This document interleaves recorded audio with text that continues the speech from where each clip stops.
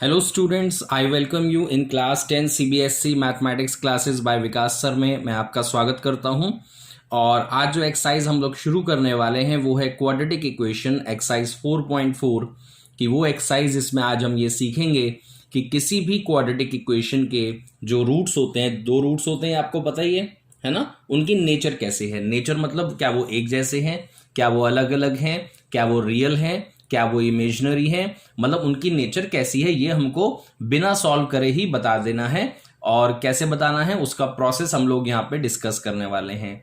एक बार फिर सुन लीजिए, कोई भी क्वाड्रेटिक इक्वेशन के रूट्स कैसे निकलेंगे हम लोग इसके बारे में बात करेंगे। क्या निकलेंगे ये बाद में बात करेंगे। ओके, तो आइए स्टार्ट करते हैं इसको हम। और मैंने सिलेक्ट करा है क्वेश्चन 1 पार्ट 1 एक्सरसाइज 4.4 को। क्वेश्चन है find nature of roots and find them if they exist. हमें रूट्स की नेचर बतानी है और अगर वो रियल है, मतलब अगर वो एग्जिस्ट करते हैं, तो फिर हमें उसकी वैल्यू भी बतानी है कि वो रूट्स क्या क्या हैं।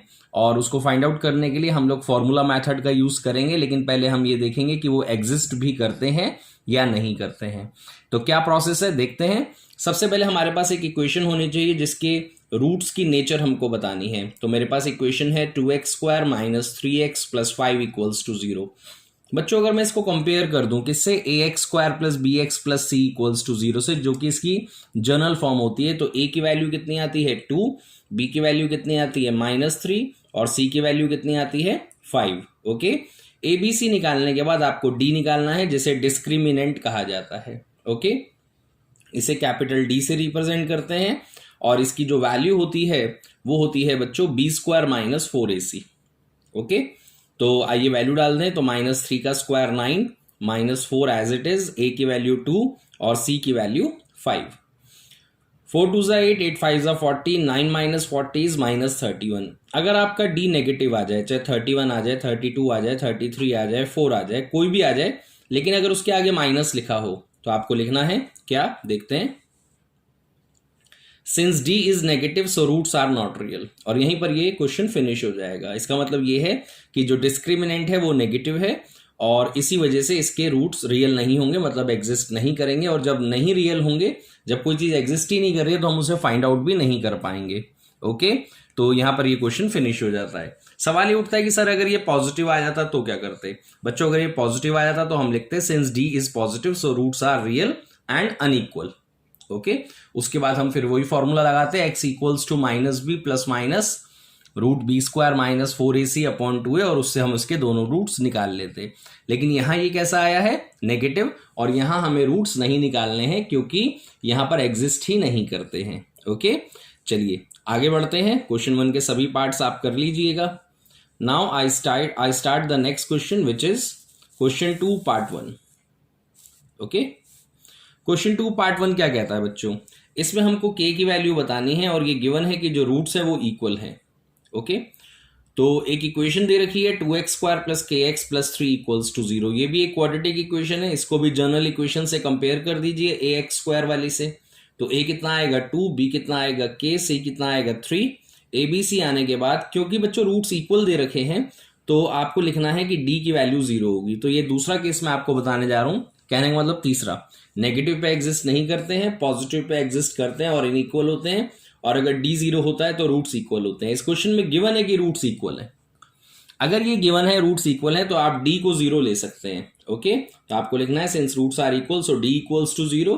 d की वैल्यू क्या होती है बच्चों, b² माइनस 4ac फिक्स्ड है ये डिस्क्रिमिनेंट की, इक्वल्स टू 0।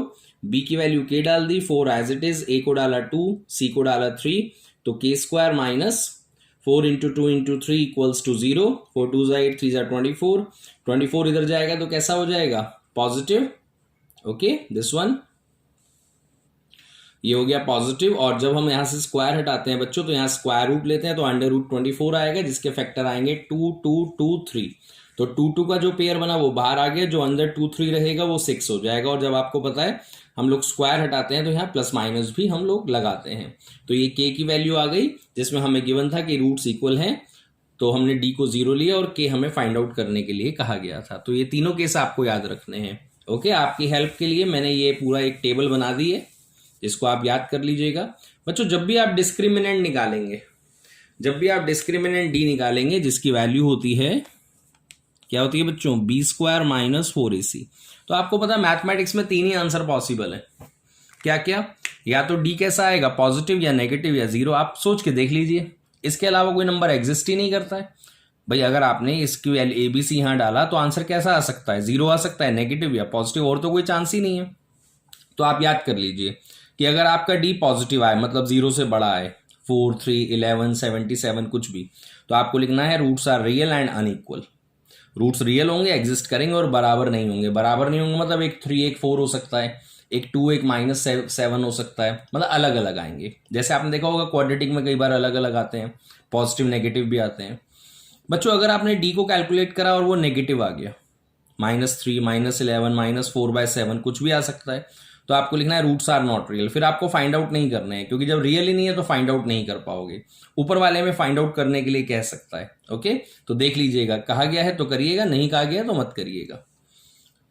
अगर आपका डी जीरो आ जाए, ऐसा भी तो हो सकता है कि पॉजिटिव नेगेटिव ना के दोनों पार्ट बराबर हो जाए, 47, 47, 48, 48 और कट के आंसर जीरो आ जाए।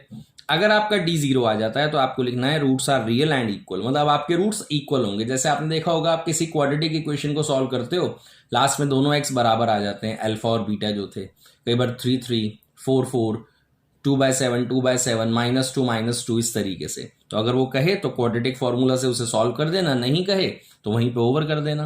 ओके, तो इसको समझ लीजिए। और एक्सरसाइज 4.4 आज आपको करनी है।